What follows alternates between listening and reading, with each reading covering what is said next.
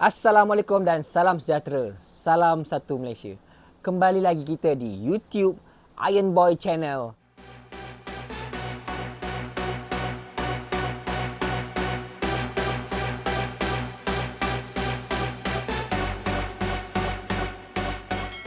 Okey, sebelum kita mula, jangan lupa support video saya dengan menekan butang like, share, subscribe dan juga jangan lupa tekan butang loceng supaya anda tak terlepas bila saya update video-video yang terbaru yang menarik pada masa yang akan datang. Oh my god! Okey, sebelum kita teruskan lebih lanjut, sebelum tu saya nak ucapkan takziah dulu kepada kita punya saudara, kita punya rakan-rakan yang terkesan akibat tragedi banjir yang berlaku di sekitar Selangor, Kuala Lumpur dan juga negeri Pahang dan kawasan yang sekeliling inilah yang terlibat. So saya doakan semoga korang semua dimurahkan rezeki dan dipermudahkan segala urusan. Amin. Okey guys, seperti yang dijanjikan pada video sebelum ni, kita akan membincangkan topik berkenaan water safety ataupun keselamatan dalam air. Hey, that's pretty good.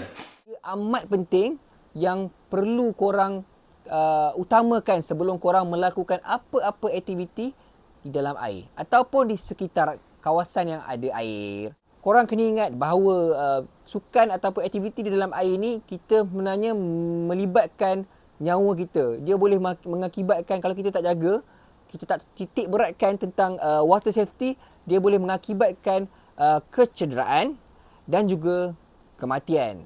So, korang please take note ataupun tegaskan tentang water safety sebelum korang melakukan apa saja aktiviti berkenaan air.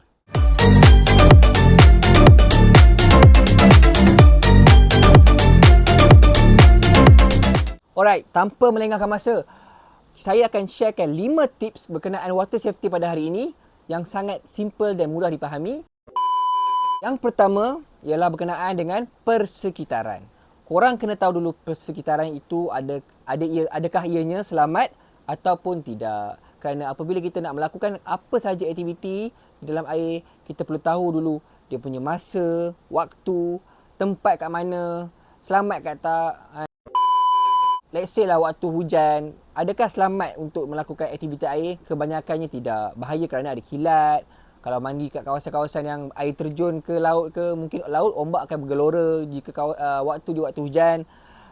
Air terjun juga bahaya kerana air mungkin macam kita biasa dengar air kepala air kan, kepala air. So kita kena tahulah waktu yang sesuai dan juga kita perlu tahu adakah tempat itu memang selamat. Contoh macam secara logiknya kalau kita pergi pantai, contoh macam pantai Teluk Batik, Teluk Kemang, Langkawi, kita tahu tempat tu memang ramai orang berenang, so kita yakin tempat tu selamat. Jika kita pergi tempat yang tak ada orang berenang, adakah anda yakin tempat tu selamat atau tidak? Yang kedua, tentang pemakaian. Alright, ini ramai yang tak ambil berat langsung sebenarnya. Saya tahu sebab kalau kita pergi kat mana-mana saja tempat yang orang main air ataupun melakukan aktiviti air, tak kisahlah dekat kolam renang, laut, air terjun mahupun dekat kawasan taman tema air, mesti korang akan nampak orang melakukan aktiviti di dalam air pakai baju biasa. Maksudnya macam seluar jeans, baju cotton, jaket.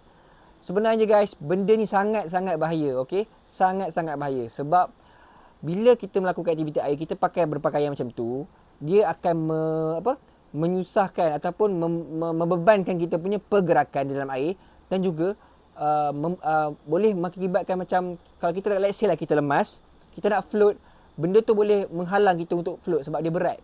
Okey? Apa yang kita perlu buat ialah kita perlu pakai pakaian sesuai seperti pakaian renang. Kerana apa? Kerana ianya pakaian renang, mestilah pakai pakaian renang. Takkanlah dia tulis pakaian baju bola korang pakai berenang. Betul. So, kenapa dia letak pakaian berenang nama dia? Sebab memang untuk dipakai ketika melakukan aktiviti air.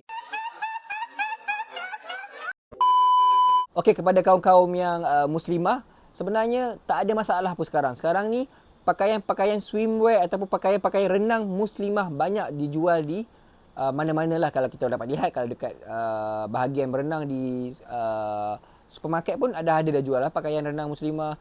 Online ada Instashop dan macam-macam tempat kita boleh jumpa pakaian muslimah untuk berenang. So bagi saya dah tak ada masalah. Yang ketiga ialah keyakinan. Korang kena tahu dulu keyakinan korang. Maksudnya level korang kat mana. So adakah kau yakin, let's say macam korang nak berenang kat tempat dalam, tapi korang tak yakin, korang tak tahu korang mampu ke tak. So jangan berani-berani cuba ambil risiko. Okey, sebab benda ni macam saya cakap tadi, benda ni berkaitan dengan kita punya nyawa. So kalau korang tak berani, tak boleh berenang, just main je kat kawasan yang cetek ataupun kawasan yang boleh korang berpaut, supaya korang apa-apa berlaku korang boleh survive lah, korang boleh selamatkan diri korang. Untuk orang yang lebih lebih mahir ataupun yang expert sikit, mungkinlah korang boleh try berenang kat tempat yang dalam. Itu tak ada masalah. Tetapi kena tahu dulu kemampuan diri kita. Jika apa-apa berlaku, contoh kaki cramp ke apa, korang boleh survive. Korang boleh tahu nak handle diri korang dalam kawasan ataupun dalam situasi ketika tu. Yang keempat, korang janganlah pergi melakukan apa aktiviti di dalam air seorang diri. Ianya sangat bahaya. Kerana apa? Kerana jika sesuatu berlaku kat diri you all tak ada siapa yang tahu. Okay. So, make sure at least ajaklah seorang kawan. Okay.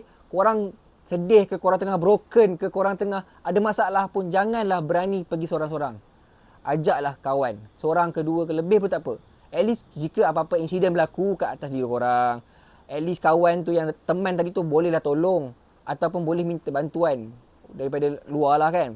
So at least kita boleh selamatkan diri kita dalam keadaan macam tu. Tak kisahlah korang berenang ke, korang memancing ke, korang berkayak ke, korang melakukan apa-apa aktiviti pun dalam air, korang jangan pergi seorang diri. Okey, yang kelima ataupun yang terakhir. Jika korang pergi sesuatu tempat, korang tentulah korang tengah berenang ke, korang tengah main air ke, tiba-tiba berlakunya satu insiden, nampak ada orang lemas.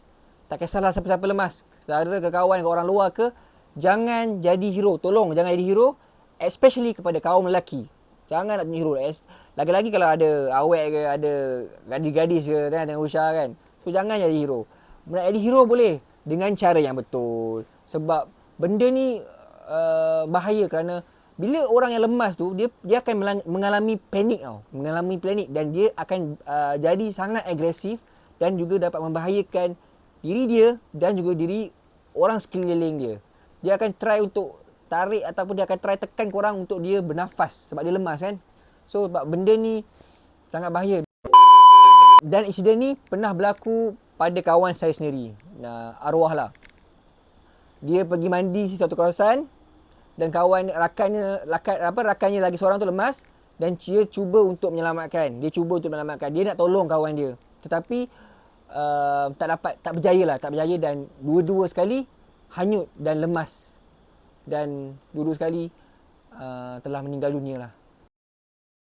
Jika berlaku insiden seperti itu, korang boleh gunakan cara dengan baling something yang boleh diorang berpaut. Contoh kalau macam kat kolam renang, korang bolehlah baling pelampung. Kat kolam renang ataupun taman tema air, diorang mesti ada satu emergency punya float untuk orang baring kepada mangsa yang lemas. Jika perkara ini berlaku di luar kawasan yang ada orang yang memerhati ataupun ada lifeguard, contoh macam kat laut, dekat air terjun, tasik, lombong dan sebagainya lah. So korang boleh gunakan tips. Contoh macam korang nampak something yang floating, bola ke, tayar ke, tube ke, korang boleh baling kat dia supaya dia boleh berpaut. Tapi jika tak ada juga barang-barang tu, korang boleh guna benda-benda yang sekitar korang. Contohnya batang mop, kayu penyapu. Korang nak guna yang paling lebih mudah lah nak dapat ialah pakaian korang sendiri. Okey? Korang boleh gunakan pakaian korang, seluar korang, tali pinggang ke apa-apa, anything. Janji jangan selamatkan secara direct. Jangan bersentuhan secara direct dengan mangsa. Boleh berlaku benda yang lebih teruk kalau buat macam tu. So kalau let's say korang nak guna baju kan. Nak guna baju, korang gulung-gulung bagi jadi macam bentuk tali. Korang pas kepada mangsa, tarik mangsa, bawa mangsa ke permukaan. Jika peristiwa tu berlaku dia punya distance dia agak jauh, dia punya jarak agak jauh, saya sarankan benda ni hanya untuk kepada yang betul-betul pandai berenang sajalah, yang betul-betul pandai berenang, yang betul-betul mahir dalam teknik berenang. Korang boleh pergi ke arah mangsa, tapi jangan dekat sangatlah. Pergi ke arah mangsa dan gunakan cara tadi juga, paskan something. Tali ke, tali pinggang ke, baju ke, kayu ke, pas kepada mangsa, suruh mangsa tenangkan diri, pegang objek yang kita bagi tadi dan tarik mereka ke permukaan secara perlahan supaya mereka tak agresif. Okay, so itu saja topik kita pada video kali ini. So korang kena ingatlah, benda ni sangat penting. Water safety ni sangat penting. Sebab kita tak tahu bila-bila masa saja insiden-insiden yang tidak kita ingini berlaku pada diri kita. Contohnya macam yang baru-baru ni lah, banjir.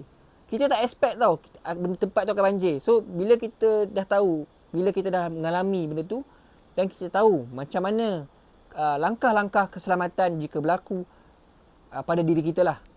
Berenang ni bagi saya bukanlah satu kemahuan, tapi ianya adalah satu kewajipan pada semua orang, semua masyarakat dan semua makhluk di atas muka bumi ni. So, kita akan jumpa di video-video yang akan datang dan next video kita akan membincangkan tentang cara-cara step by step untuk belajar berenang dengan cara yang mudah, sesuai untuk semua lapisan golongan, daripada yang baby, yang remaja dan juga yang dewasa. And jangan lupa guys, macam saya cakap video awal-awal tadi, jangan lupa tekan butang like, share, subscribe dan juga tekan butang loceng supaya korang tak terlepas video-video yang menarik pada masa yang akan datang. So, bila korang support saya akan lebih bersemangat nak mengeluarkan video-video yang lebih menarik, pelbagai lagi ilmu ataupun pelbagai lagi resepi yang saya akan kongsikan secara percuma untuk viewer-viewer saya ataupun follower-follower saya. So, keep on supporting me. So, that's all. Thank you guys. Assalamualaikum. Ciao.